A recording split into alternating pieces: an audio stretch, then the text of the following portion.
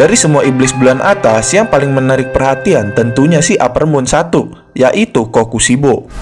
300年経った世界の友人よ、お前の名を聞かせてくれ。 Sosok yang dikenal dengan teknik pernafasan bulannya ini merupakan bawahan terkuat Kibutsuji Muzan. Namun di balik kekuatannya tersebut, ternyata dia telah memiliki masa lalu yang cukup menyentuh saat masih menjadi seorang manusia.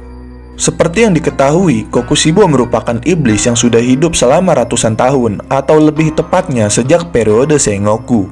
Ini artinya dia merupakan iblis tertua setelah Muzan, sehingga tak heran jika dia sangat menghormatinya tersebut dan juga respek terhadap seluruh anggota iblis bulan. Tapi seperti banyak iblis lain dari pasukan Muzan, saat diubah menjadi iblis, ia kehilangan semua sifat kemanusiaannya sejak lama. Kokushibo bukanlah manusia biasa saat dia diubah Muzan menjadi iblis, melainkan pemburu iblis yang terlatih selama era Sengoku. Hidup begitu lama, ia merupakan nenek moyang dari Muichiro Tokito dan Yuichiro Tokito, dan sosok yang bertanggung jawab untuk mengubah Kaigaku menjadi iblis dan membuatnya bergabung dengan 12 Kizuki. Dalam kisahnya, dia sudah hampir 5 abad yang lalu, sebelum kisah Tanjiro dan kawan-kawannya dimulai. Kokushibo lahir di zaman Sengoku. Nama lahir Kokushibo adalah Michikatsu Sugukuni. Ketika dia dan saudaranya Yorichi lahir, anak kembar dianggap sebagai pertanda buruk.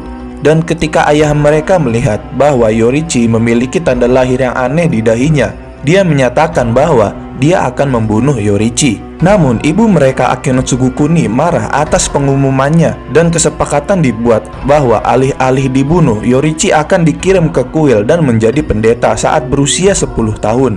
Yorichi dan Michikatsu tumbuh dengan sangat berbeda. Yorichi dikurung di ruangan 3 tatami yang terpisah dari rumah lainnya dan dijauhkan dari saudaranya.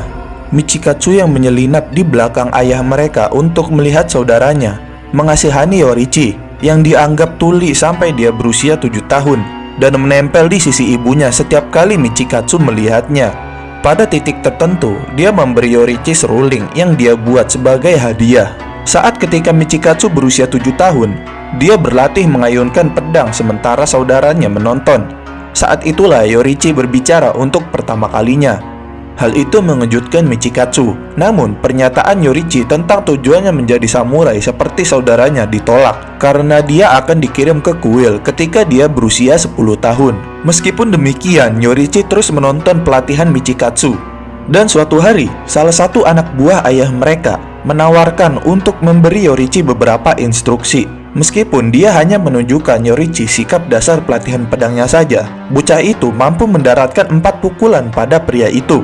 Kejadian ini membingungkan Michikatsu yang belum pernah melakukan pukulan, dan dia memohon saudaranya untuk mengajarinya rahasianya. Michikatsu pun sangat kecewa. Yorichi hanya menyatakan ketidaksukaannya untuk pertempuran dan menyatakan bahwa dia tidak lagi ingin menjadi seorang samurai.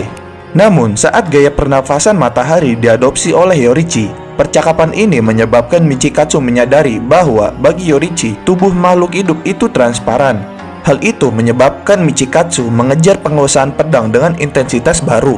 Saat Michikatsu mempelajari pedang, dia merasa iri pada saudaranya yang dia rasa menyia-nyiakan bakat fisik alaminya. Dia juga takut bahwa sekarang ayah mereka mungkin tahu tentang potensi besar Yorichi. Peran mereka akan ditukar dan dia akan menjadi orang yang dikirim ke kuil menggantikan Yorichi.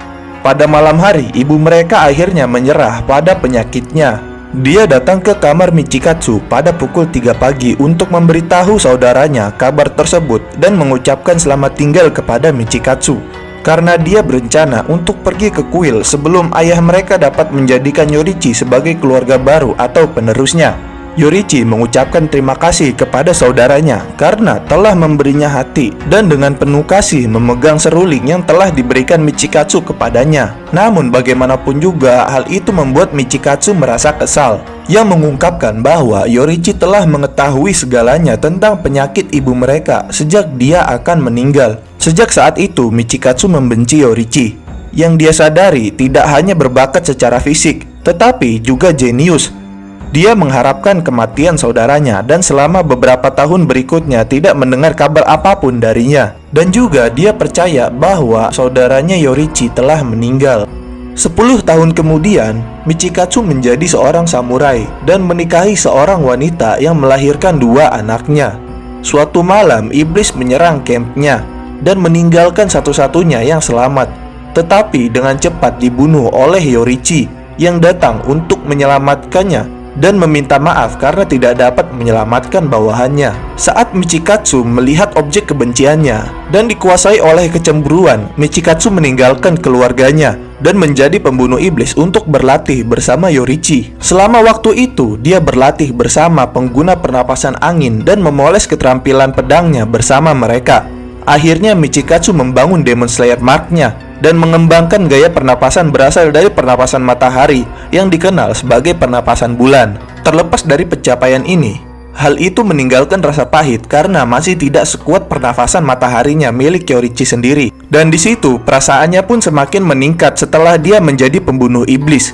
Dia masih iri pada saudaranya karena setelah dia menjadi pembunuh iblis dan Demon Slayer Mark miliknya bangkit, dia akan mati pada usia 25 tahun. Dan sementara saudaranya Michikatsu akan menjadi tua. Karena masalah inferioritasnya, ia memiliki rasa takut menghadapi kekalahan dan kepribadiannya pun berubah menjadi seseorang yang mudah gelisah dan agresif. Hal itu membuat Michikatsu frustasi karena tidak mampu melampaui saudaranya, serta takut akan kematiannya yang semakin dekat. Dan saat itu dia bertemu Muzan, dan Michikatsu pun dibujuk oleh Muzan Kibutsuji dan menjadi iblis. Hingga akhirnya ia menjadi peringkat atas 1 dari 12 bulan Kizuki, dan dia tetap di peringkat pertama selama ratusan tahun, sementara nama aslinya hilang dari sejarah. Dia menjadi kejam dan agresif, tetapi memiliki kepribadian yang jauh lebih tenang daripada bentuk manusianya.